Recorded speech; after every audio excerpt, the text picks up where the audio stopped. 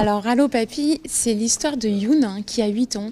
C'est un petit enfant malicieux, il aime bien faire des blagues, il a beaucoup d'humour. Et malheureusement, son grand-père meurt. Et à ce moment-là, tout son monde s'écroule, son ciel se couvre de nuages et plein de questions viennent dans sa tête et l'inquiètent beaucoup. Qu'est-ce qu'on devient quand on est mort?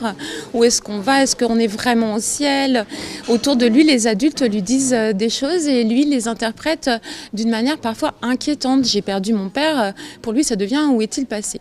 Et donc il décide d'écrire à son papy et grâce à ces lettres qu'il va lui écrire, il attend un signe qui ne vient pas, mais grâce à ces lettres, il va pouvoir évoluer et parler avec ses proches et enfin comprendre ce qui l'interroge, ce qui l'inquiète.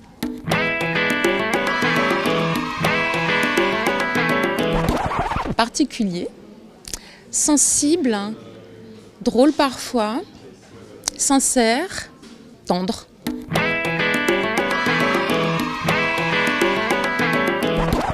Et donc finalement, c'est vrai ce qu'a dit papa?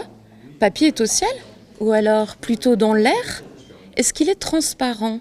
Est-ce que les papys anges gardiens ont des ailes? Oh là là, papy avec des ailes, quel bazar! Elles doivent être immenses pour qu'il arrive à décoller des nuages avec son gros bidon.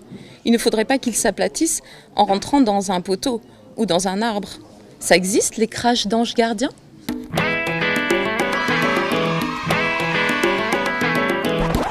Youn Oiseau Clown, on l'appelle parce que c'est un petit garçon malicieux qui aime bien faire des blagues, qui est intrépide, qui est bavard, qui fait des bêtises à l'école. Et après son deuil, il se renferme, il n'a plus envie de parler, il devient mutique, il devient inquiet, angoissé. Et grâce aux lettres qu'il va écrire à son grand-père, il va évoluer. On va le voir se transformer, de nouveau s'ouvrir aux autres, mais peut-être d'une manière plus mature, plus tranquille et mesurée.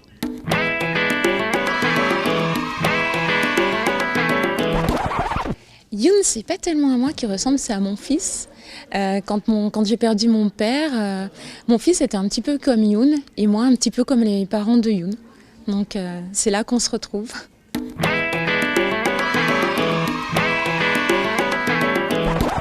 Alors je suis Cécile, j'écris pour la jeunesse, j'écris du théâtre, des spectacles de théâtre, j'écris des livres sur la relaxation et le théâtre, des albums jeunesse, des petits romans jeunesse. J'aime énormément lire de tout et surtout, j'aime les oiseaux migrateurs, les théières et les chats.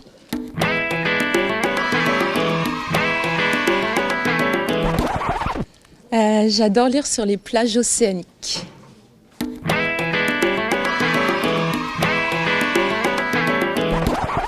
Le premier livre que j'ai lu, je pense, est un bestiaire sur les animaux d'Australie.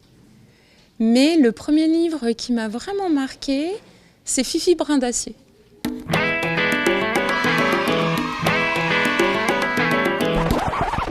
J'étais bouquinovore, ogresse. Je chopais tout ce qui me passait entre les mains et je dévorais les livres.